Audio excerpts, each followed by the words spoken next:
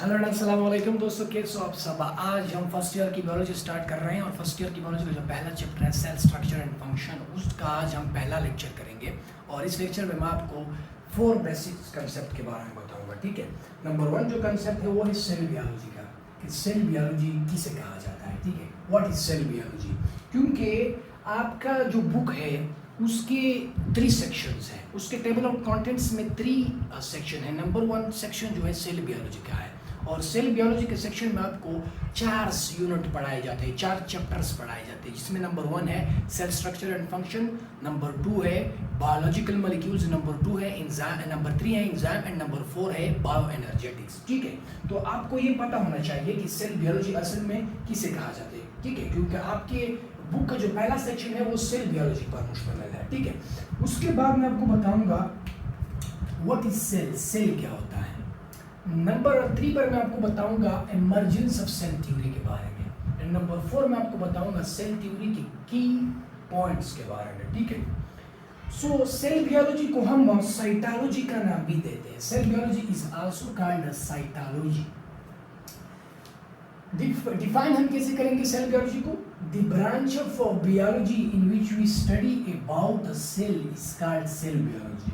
Biology की वो branch जिसमें हम सेल के बारे में मुताला करें, सेल को डील करें, सेल को स्टडी करें, उस ब्रांच ऑफ बियोलॉजी को हम सेल बियोलॉजी का नाम देते हैं या साइटोलॉजी का नाम देते हैं। ठीक है, अब यहाँ पर एक क्वेश्चन अराइज होता है कि what is mean by study of cell.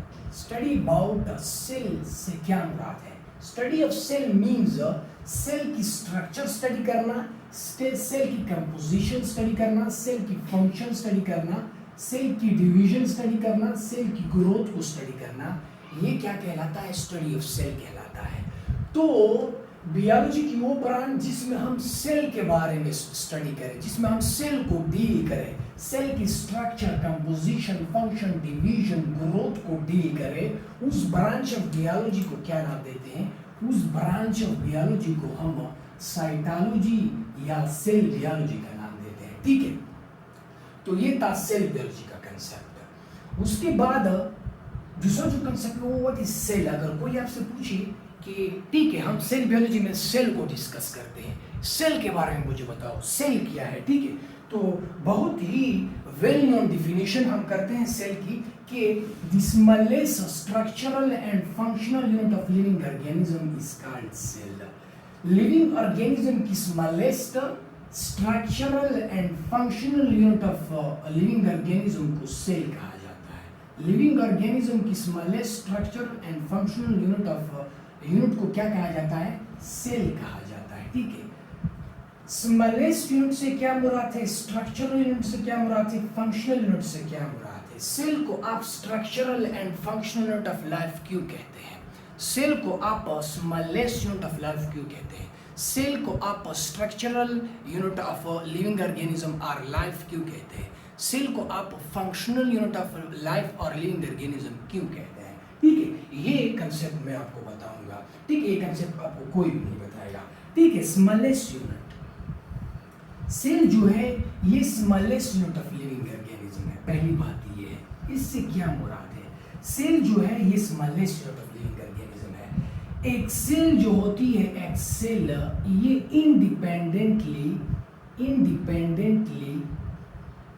Independently exist कर सकती है और इसकी वजह से हम सेल को smallest unit of living organism और स्मॉलेस्ट यूनिट ऑफ लाइफ कहते हैं। ठीक है, मैं इसको एक्सप्लेन करता हूँ। एक सेल जो होती है लाइक यूनिसेलुलर ऑर्गेनिज्म जो है ये एक सेल से बने होते हैं लेकिन इंडिपेंडेंटली एग्जिस्ट कर सकते हैं।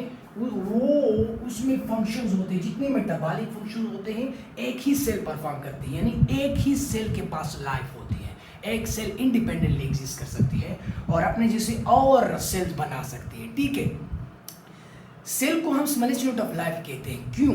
क्योंकि एक सेल इंडिपेंडेंटली एग्जिस्ट कर सकती है, लाइक यूनिसेलुलर ऑर्गेनिज्म जो बैक्टीरिया जो है ये इंडिपेंडेंटली एग्जिस्ट कर सकती है। सेल जो है ये सेल में और भी स्मॉलेस्ट ऑर्गेनेलिस प्रेजेंट होते हैं। ठीक है, सेल में ऑर्गेनेलिस प्रेजेंट होते हैं लेकिन organelles like mitochondria independently exist नहीं कर सकता, लाइक सेल इंडिपेंडेंटली एग्जिस्ट कर सकता है, लेकिन माइटोकॉन्ड्रिया इंडिपेंडेंटली एग्जिस्ट नहीं कर सकता।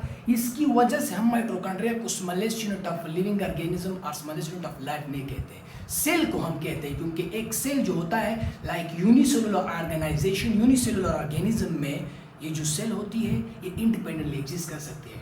तो इसकी वजह से हम सेल को क्या कहते हैं, smallest unit of living organism और स्मॉलेस्ट यूनिट ऑफ लाइफ कहते हैं। सेल इंडिपेंडेंटली एग्जिस्ट कर सकती है। ये इस क्वेश्चन का आंसर है कि why cell is the smallest unit of living organism. ठीक है, उसके बाद सेल जो है ये स्ट्रक्चरल यूनिट है। स्ट्रक्चरल यूनिट इसको क्यों कहा जाता है? लिविंग ऑर्गेनिज्म की जो स्ट्रक्चर है ये किसकी वजह से है? ये सेल की वजह से है, और इसकी वजह से हम सेल को क्या कहते हैं कि सेल जो है ये structural unit of living organism है। ठीक है, उसके बाद सेल फंक्शनल यूनिट भी है। सेल में जितने भी मेटाबॉलिक एक्टिविटीज होते हैं, ऑल मेटाबॉलिक एक्टिविटीज अकर इन सेल, जितने भी मेटाबॉलिक फंक्शंस होते हैं वो सेल में अकर होते हैं, और इसको हम इसको functional unit of living organism कहते हैं। तो सेल को हम स्मॉलेस्ट यूनिट ऑफ लाइफ भी कहते हैं, स्ट्रक्चरल यूनिट ऑफ लाइफ भी कहते हैं, और फंक्शनल यूनिट ऑफ लाइफ भी कहते हैं। किसकी वजह से कहते हैं ये मैंने बता दिया। ठीक है, cell is the smallest structural and functional unit of life और लिविंग ऑर्गेनिज्म, ये सेल की डिफिनेशन है। ठीक है, अब मैंने आपको क्यों आपके अब एसोलो बेस पेपर्स होते हैं। ठीक है, और एसोलो पेपर्स में आपको ये नहीं बताया जाता कि डिफाइन सेल को डिफाइन करो। आपसे ये पूछेगा पेपर में कि सेल को स्मॉलेस्ट यूनिट ऑफ लाइफ क्यों कहते हैं, या सेल को स्ट्रक्चरल यूनिट क्यों कहते हैं, या फंक्शनल यूनिट कहते हैं। आपसे ये भी पूछा जा सकता है कि सेल को smallest and structural and functional of life क्यों कहते हैं। ठीक है, तो आपको ये क्वेश्चन आएंगे, आपको ये क्वेश्चन नहीं आएगा कि डिफाइन सेल को डिफाइन करो, इसका टाइम गया। ठीक है, तो आपको सेल का कंसेप्ट अभी क्लियर हो गया होगा। Emergence of cell theory, emergence का क्या मतलब है? इमर्जेंस का मतलब है जाहिर होना। ये जो सेल थ्योरी पेश की गई है ये ऐसे पेश नहीं की गई कि साइंटिस्ट बायोलॉजिस्ट आया और उसने क्या किया, उन्होंने सेल थ्योरी को प्रपोज किया। नहीं, उससे पहले भी बहुत सारे डिस्कवरीज हुए थे, और वो डिस्कवरीज मैंने यहाँ पर मेंशन की है। ठीक है, सबसे पहले आए थे रॉबर्ट हुकी। 1665 में रॉबर्ट हुकी आए, और रॉबर्ट हुकी ने कॉर्क प्लांट, एक ओक प्लांट है, उसके कॉर्क को अंडर माइक्रोस्कोप स्टडी किया, और उसने देखा उस कॉर्क को, ये जो कॉर्क को स्टडी कर रहे थे वो कौन से प्लांट का था? ओक प्लांट का। और उसने चेंबर्स देखे, और उस चेंबर को उसने नाम दिया सेलुला। ठीक है, सेलुला एक लैटिन वर्ड है, और इसका मतलब क्या है? Empty chamber.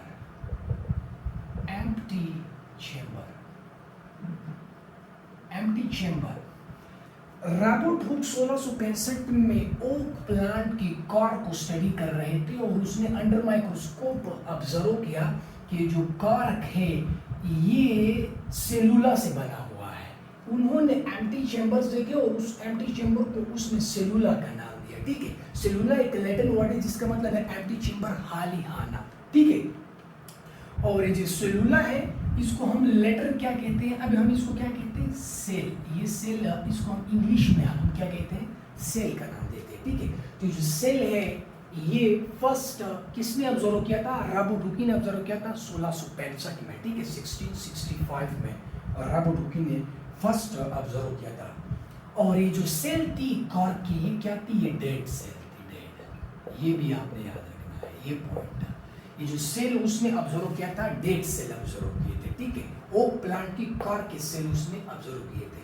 ठीक है, उसके बाद एक और बायोलॉजिस्ट है एंटन वैन लेeuwenhoek। इन्होंने 1674 में फर्स्ट टाइम ऑब्जर्व किया लिविंग सेल को। First time living cell. Robert हुकी ने क्या किया था? डेड सेल को ऑब्जर्व किया था सबसे पहले, लेकिन सेल को पहले ऑब्जर्व किया था रॉबर्ट हुकी ने, लेकिन वो सेल जो थी वो डेड थी। लेकिन एंटन वैन लेeuwenhoek जो थे उन्होंने 1674 में फर्स्ट टाइम लिविंग सेल को ऑब्जर्व किया पोंड के वाटर में, तालाब के पानी में, और उन्होंने उसको नाम दिया एनिमल क्यूल्स का नाम दिया। ठीक है, एनिमल क्यूल्स स्मॉल एनिमल्स को कहा जाता है। एनिमल्स कुल का मतलब है स्मॉल एनिमल्स, ठीक है, स्मॉल एनिमल्स, ठीक है। तो ये एंटोन वॉन लेeuwenhoek का काम था, ठीक है। 1674 में उन्होंने फर्स्ट लिविंग सेल को ऑब्जर्व किया था। उसके बाद रॉबर्ट ब्राउन जो थे, इन्होंने discover nucleus of the cell, cell की न्यूक्लियस जो है ये डिस्कवर की थी रॉबर्ट ब्राउन ने, ठीक है। एटम जो होता है उसमें भी न्यूक्लियस पाया जाता है और उसको डिस्कवर किया था रदरफोर्ड ने, ठीक है। और जो सेल में जो न्यूक्लियस पाया जाता है उसको डिस्कवर किया है रॉबर्ट ब्राउन ने, ठीक है। न्यूक्लियस सेंटर कहा जाता है, ठीक है, सेंटर, ठीक है, सेंटर। मैथियस शेल्डन आए 1838 में। 1838 में मैथियस शेल्डन ने कहा कि all plants are made up of cells, जितने भी प्लांट्स हैं ये सेल से बने होते हैं, ठीक है। और ये जो मैथियस शेल्डन है ये जर्मन बायोलॉजिस्ट है, ठीक है, जर्मन बायोलॉजिस्ट, सॉरी ये बायोलॉजिस्ट भी है, ये बोटानिस्ट है, ये बोटानिस्ट, ये जर्मन बोटानिस्ट थे। और उन्होंने कहा कि all plants are made up of cell, जितने भी प्लांट्स पाए जाते हैं अर्थ पर ये किससे बने होते हैं, सेल से बने होते हैं, ठीक है। ट्यूडर श्वान है और 1839 में ये साहब आए थे, ठीक है, 1839 में, 1838 में आते और ये 1839 में आते। और उन्होंने कहा कि all animals are made up of cell, जितने भी एनिमल्स पाए जाते हैं अर्थ पर ये भी सेल से बने होते हैं। और ये भी एक जर्मन zoologist थे, ये जर्मन बोटानिस्ट थे और जर्मन zoologist थे, ठीक है। और उन्होंने टुगेदर एक पॉइंट प्रपोज किया, together they propose that all living things are made up of cell. और उन्होंने टुगेदर जमा हुए और ये दोनों आए और उन्होंने कहा कि जो जितने भी लिविंग ऑर्गेनिज्म है ये सेल से बने होते हैं, ठीक है। जर्मन बोटानिस्ट मैथियस शेल्डन ने कहा था कि जितने भी प्लांट्स हैं ये सेल से बने होते हैं। और ट्यूडर श्वान ने कहा कि जितने भी एनिमल्स हैं ये किससे बने होते हैं, ये सेल से बने होते हैं। और टुगेदर उन्होंने प्रपोज किया कि जितने भी लिविंग थिंग्स हैं ये सेल से बने हुए हैं, ठीक है। उसके बाद लास्ट जो हमारा टॉपिक है वो क्या है, वो सेल थ्योरी। अब सेल थ्योरी पेश की गई, ठीक है। की पॉइंट्स ऑफ सेल थ्योरी के बारे में मैं आपको बताता हूँ, ठीक है। All living things are made up of one और मैनी सेल्स, जितने भी लिविंग ऑर्गेनिज्म है ये वो या तो एक सेल से बने होंगे या एक से ज्यादा सेल से बने होंगे। और जो एक सेल से बने होते हैं उसको हम क्या कहते हैं, यूनिसेलुलर का नाम देते हैं, ये आपको पता होगा, यूनिसेलुलर। और जो मैनी सेल से बने होते हैं उसको हम मल्टीसेलुलर का नाम देते हैं, मल्टीसेलुलर का नाम देते हैं, ठीक है। दूसरा पॉइंट क्या है सेल थ्योरी का, all new cell arise from pre-existing cell by cell division। जितने भी सेल्स हैं ना ये arise होते हैं pre-existing सेल से by cell division। और ये जो स्टेटमेंट है ये रोडोल्फ ने क्या किया था, प्रपोज किया था। उन्होंने कहा था 1855 में कि ओमनीसेलुला ई सेलुला यानी all new cell arise from pre-existing cell by cell division। जितने भी न्यू सेल अराइज होते हैं ये सेल डिवीजन के थ्रू अराइज होते हैं। और ये बताया था रोडोल्फ ने बताया था 1855 में बताया था आई थिंक। और उन्होंने कहा था ओमनी सेलुला ई सेलुला, ये स्टेटमेंट है। और ये बार बार मैंने एमडीकेट के एमसीक्यूज में भी ये चेक किया था, ये आया था कि ओमनी सेलुला ई सेलुला is the statement of which scientist और विच बायोलॉजिस्ट। तो आपने रोडोल्फ को ढूंढना है, ठीक है। उसके बाद तीसरा जो पॉइंट है, all metabolic activities occurring cell, जितने भी मेटाबॉलिक एक्टिविटीज हैं ये सेल में अकर होते हैं, ये सेल थ्योरी का एक पॉइंट है। उसके बाद cell contain heredity material of an organism which is pass from parents to offspring. जितने भी सेल्स होते हैं उसमें हेरिडिटी मटेरियल प्रेजेंट होता है। हेरिडिटी मटेरियल डीएनए को हेरिडिटी मटेरियल कहा जाता है। और ये हेरिडिटी मटेरियल जो है ये ट्रांसफर होता है पेरेंट से, माँ बाप से ट्रांसफर होता है बच्चों में, ठीक है। और ये आल सेल में प्रेजेंट होता है। Cell contain heredity material of an organism which is pass from parents to offspring. Cell जो होते हैं उसमें हेरिडिटी मटेरियल प्रेजेंट होता है। और हेरिडिटी मटेरियल जो है डीएनए जो है ये पेरेंट से, माँ बाप से ऑफस्प्रिंग में, बच्चे में क्या होती है, मुंतकिल होती है, ठीक है, पास्ड होती है। नंबर 5 जो पॉइंट है, cell is the smallest structural and functional unit of living organism. Cell जो है ये smallest structural and function unit of living organism है, ठीक है। तो ये थी आज हमारी लेक्चर, और इस लेक्चर में आज हमने डिस्कस किया सेल बियोलॉजी के बारे में कि सेल बियोलॉजी किसको कहा जाता है, व्हाट इज सेल, सेल क्या होता है, इमर्जेंस ऑफ सेल थ्योरी क्या होती है, और सेल थ्योरी के मैंने की पॉइंट्स आपको बता दिए, ठीक है। मैं इसको समराइज करता हूँ, ठीक है। सेल बियोलॉजी क्या है, the study the branch of biology in which we study about cell is called cell biology. Biology की वो ब्रांच है जिसमें हम सेल का मुताला करें, सेल बियोलॉजी कहलाता है, ठीक है। सेल का मुताला करने से क्या होता है, सेल की structure, composition, function, division, growth को स्टडी करना क्या कहलाता है, स्टडी ऑफ सेल कहलाता है, ठीक है। व्हाट इज सेल, सेल को हम smallest structure and functional unit of life और लिविंग ऑर्गेनिज्म कहते हैं। स्मॉलेस्ट यूनिट इसको हम इसलिए कहते हैं कि एक सेल इंडिपेंडेंटली एग्जिस्ट कर सकते हैं, जैसे माइटोकॉन्ड्रिया, जैसे बैक्टीरिया इंडिपेंडेंटली एग्जिस्ट कर सकती है और माइटोकॉन्ड्रिया इंडिपेंडेंटली एग्जिस्ट नहीं कर सकती।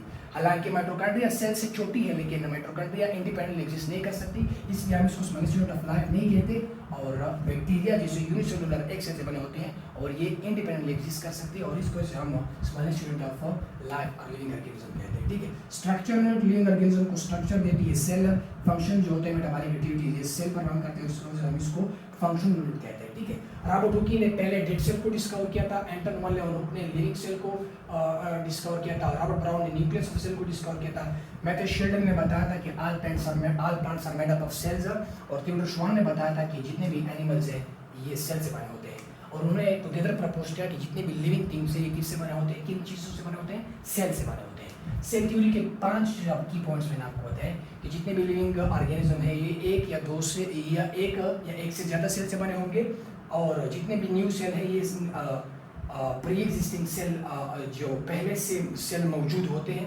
उनसे अराइज होते हैं और बाय सेल डिवीजन, ठीक है। और जितनी भी मेटाबॉलिक एक्टिविटीज होते हैं वो सेल में आकर होते हैं, और सेल में हेरिडिटी मटेरियल प्रेजेंट होता है, डीएनए प्रेजेंट होता है, और ये पास होता है फ्रॉम पेरेंट्स टू ऑफस्प्रिंग, ठीक है। उसके बाद cell is smallest structure and function unit of life और लिविंग ऑर्गेनिज्म, ठीक है। तो हमारा लेक्चर आज यहाँ पर खत्म होता है। दूसरे लेक्चर में हम क्या पढ़ेंगे, techniques used in cell biology हम पढ़ेंगे, ठीक है। तो यहाँ से अगर कोई भी एमसीक्यूज आएगा आपके एमडीके टेस्ट में या आपके बोर्ड एग्जाम में अगर कोई क्वेश्चन यहाँ से आएगा, शॉर्ट क्वेश्चन हो, लॉन्ग क्वेश्चन हो या एमसीक्यूज आएगा, तो आप इजीली कर पाएंगे। तो दूसरे लेक्चर में मिलते हैं।